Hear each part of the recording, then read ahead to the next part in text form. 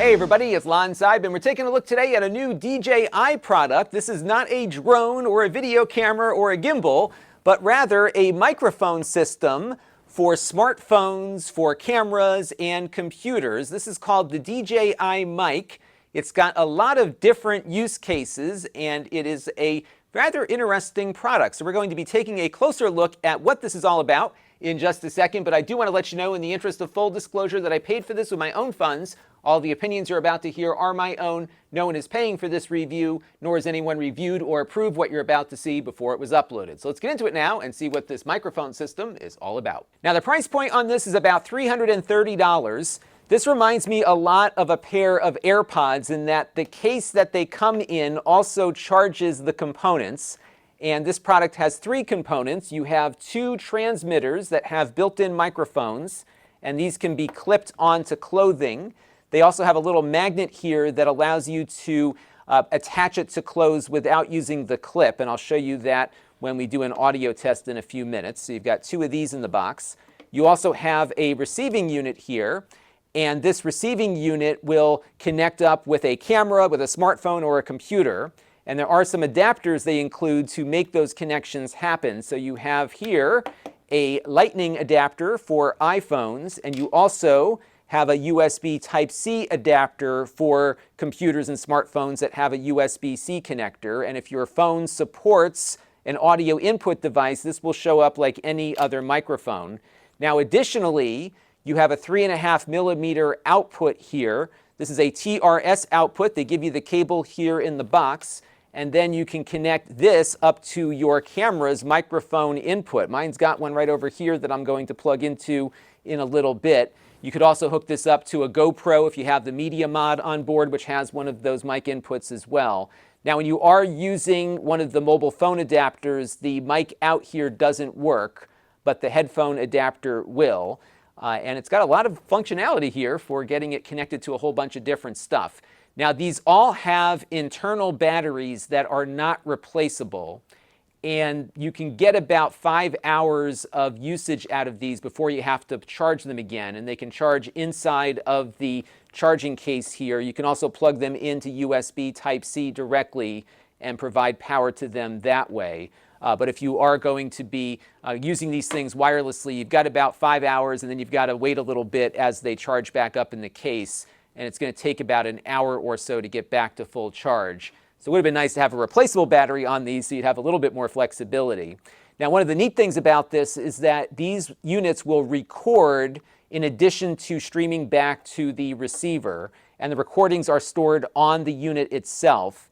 And that's a good safety net if you're out doing a live production and you have some interruption in the wireless audio. You can extract the recording from the transmitters and use them in post-production to fix whatever audio problems you have. They can also be configured to record two different audio streams. So you can have it record the main stream, but also another one that's -6 dB. In case you have somebody's levels up too high or they're screaming or something, you can have a safety for those situations recorded as well. A lot of flexibility with how this works. Now, one thing that bugs me about it is that there's a lot of pieces that can be lost. So for example, this little adapter is what you use to attach it to a camcorder or camera hot shoe. So if you lose this, you can't attach it to your camera any longer because it relies on that to go on the shoe here, as you can see. I'm also concerned about losing these little adapters, and then of course these little magnets can also disappear on you. In fact, my first night with this, I had misplaced the magnet and I had to go back and find it wherever it fell off. So you do have to be very mindful of taking a full inventory of all the little pieces that go into making this work when you're out in the field. All right, let's see how all of this comes together now. We're going to start with my camcorder where I have the receiver mounted here at the top. You don't want to lose that shoe adapter, of course. Now, I am using the 3.5 millimeter connection to go from my receiver to the camcorder here. And this is what that connection looks like. This cable type has been around forever. It does come with a short cable here, but if you need a longer one, any 3.5 millimeter cable like this one will do. And we're just going to connect all that up here to get going. And this is also how you would connect it to a GoPro or a DSLR or something like that. This camera also has XLR inputs, which this does not work with. Now, we've got both transmitters turned on. They are paired up with the receiver by default. In fact, when you first open the box up for the first time, everything is just working right out of the box. Now, this is an OLED touch display on the front. There's no app at the moment to configure any of this, so this is what you're going to use to configure everything. It's a little difficult to work with because there's very little room for your finger, but once you get the hang of it, it makes sense. Now, we're going to jump into this menu first. You can see right now it is set to mono, and what that means is that it is mixing the audio from both of these together, but you can record the audio on separate tracks if your camera supports stereo microphones by switching it over to stereo, and then it will put one receiver on the left channel and the other receiver on the right channel, and then in post-production you can adjust each person's audio individually. So that might be something you'll want to do if you are not streaming live. You can also run it mono where it mixes everything together, and then you can use this mode where it will record mono, but it will also record a second track that will give you that -6 dB recording on each of the receivers. So I'm going to put it into mono here just for the purposes of this demo here. There is some gain control here, so you can control the gain of the receiving unit here going into the camera. So if things are a little bit too low or too loud, you can make adjustments here or go through your camera's adjustments to do that. You also have headphone volume here and some additional settings as well. There is a low-cut filter that's on by default.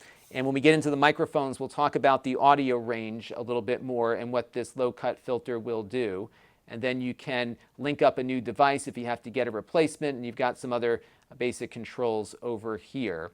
Now, to record, you've got a couple of different options. You can push the button on the transmitter itself here, but you can also set recording individually here on the menu. So I can mute the mics here, I can start and stop recording on individual transmitters. It also gives you an idea as to how much storage space is left on each of these. Now, for recording, these will record about 14 to 15 hours of audio as a WAV file, uncompressed, and then it will make a new file, unfortunately, every 30 minutes. So you're not going to get, if you're doing a 2-hour thing, a 2-hour file. You're going to have 4 30-minute segments that will be seamless, but you'll have to mash those together in post-production.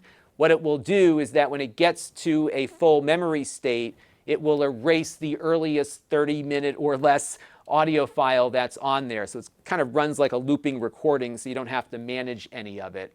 And then when you're done and you want to pull those audio files out, you just plug it in via the USB-C cable to your laptop where those WAV files will reside. Now, to control each transmitter, you swipe up from the left or right-hand side of the screen. So for example, transmitter 1 is on the left-hand side of the screen here. I can start recording there. And transmitter 2 is on the right-hand side of the screen, and I can mute it by selecting that there. Oddly, though, to control the transmitter gain, you have to go over here to settings and then into this transmitter gain function.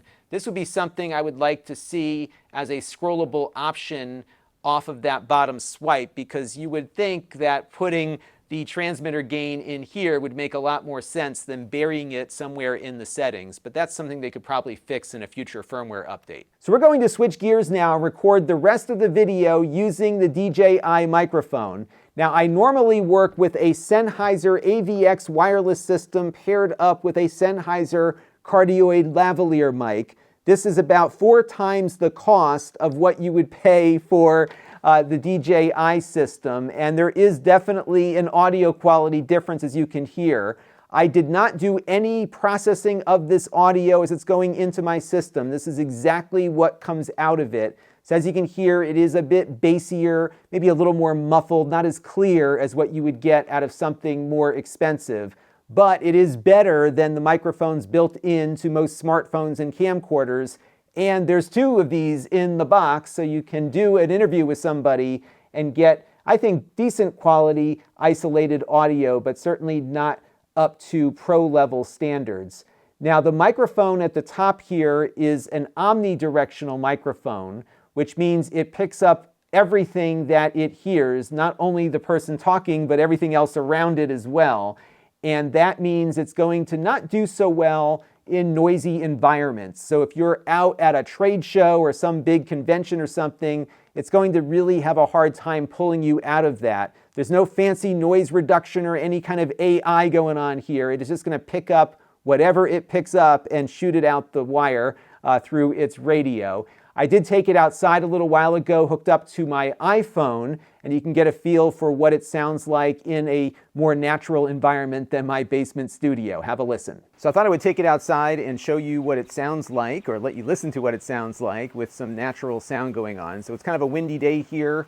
We have some traffic coming by on the street behind me, and because this is an omnidirectional mic, it's going to pick up a lot of the ambient sounds. If you're walking into a busy shopping center or some kind of trade show or something, you're probably going to want to get a cardioid microphone that will isolate noise a little better than this will. Now, these do support external microphones in addition to the internal one. You've got a 3.5mm adapter here. It is one or the other, so when you plug the microphone in, it disables the internal mic. And a little bit earlier, I was able to connect up my Sennheiser mic to it, and it sounded just fine. So you do have the option to choose a different microphone if this one is not working for you.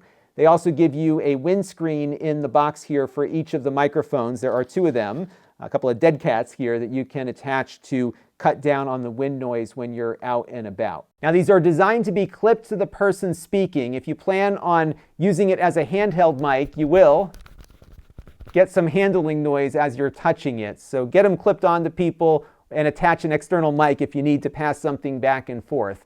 There are some controls on the transmitter, so you can start and stop recording with this button here, and the power button here can mute the mic if you double tap it. Now, DJI says the frequency response of the microphone goes from 50 Hz to 20 kHz. If you have the low-cut filter on, like we do right now, which is the default, it is 150 Hz to 20 kHz. But I could also disable it here so you can see the difference in sound quality. It doesn't make much of a difference here with my voice. Now, DJI says the range of these devices is about 250 meters from the transmitter back to the receiver here. And that will be true when you're outside without any real obstructions in the way. But indoors, it's going to be a different story depending on the construction of the building that you're in, how much Wi-Fi is being used around you, and all the other things that can interfere with a 2.4 gigahertz signal, which is what these operate under. So for example, my Sennheiser here works on an area of the spectrum that is not as common for consumer electronics, and I've been able to use it at CES and a whole bunch of very crowded places. This one's going to vary a bit, especially based on what other wireless technology might be in use around you, because it operates on a very common frequency. So my advice would be to enable that recording function every time that you're out in the field, just as a safety net.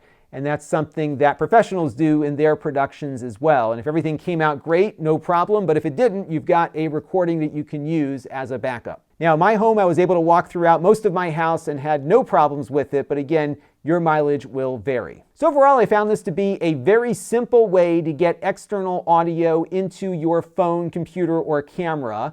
I like the fact that you have two microphones in the box, so you can do a show with your friend, for example, and get isolated audio on each.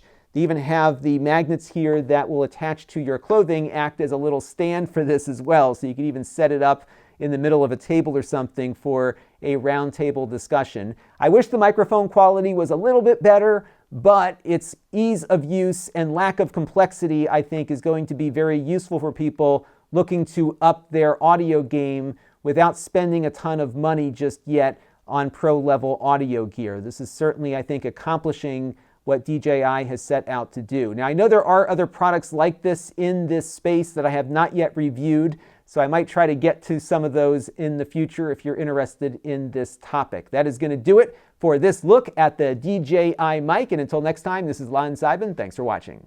This channel is brought to you by the Lon.TV supporters, including gold level supporters Jim Tanis and Tom Albrecht, Hot Sauce and Video Games and Eric's Variety Channel, Brian Parker and Frank Goldman,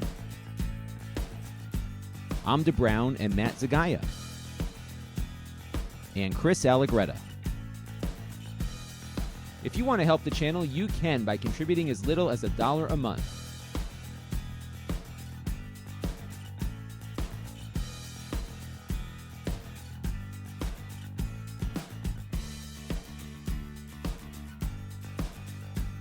Head over to Lon.TV/support to learn more.